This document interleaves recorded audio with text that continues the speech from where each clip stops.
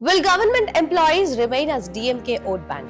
தமிழக தேர்தல் அரசியல்ல அரசு ஊழியர்கள் அப்படின்னாலே அவங்களோட ஓட்டுகள் திராவிட முன்னேற்ற கழகத்துக்கு தான் விழும் அப்படிங்கிற ஒரு பொது பார்வை பரவலா எல்லார்கிட்டயுமே இருக்கும். அண்ணா திராவிட முன்னேற்ற கழகம் படிக்காத பாமரர்களுக்கும் ஏழை எளியோர்களுக்கான கட்சி அப்படிங்கிற பிம்பமும், திமுக அப்படிங்கிறது படிச்சவங்க அறிவு ஜீவிகளுக்கான கட்சி அப்படிங்கிற மாய தோற்றமே அதுக்கான காரணம். ஒரு காலகட்டத்துல தபால் ஓட்டுகள் அப்படின்னாலே அதுல முன்னணியில திமுக தான் இருக்கும். ஏன்னா தபால் ஓட்டுகள் பெரும்பாலும் அரசு ஊழியர்களுக்கானது மட்டுமே அப்படிங்கிற சூழல். ஏன்னா தேர்தல் காலத்துல அரசு ஊழியர்கள் தேர்தல் பணியில ஈடுபடுறதால அவங்க தங்களோட வாக்குகளை தபால் மூலமா பதிவு செஞ்சுட்டு வர பழக்கம் அப்படின்னு இருந்துச்சு.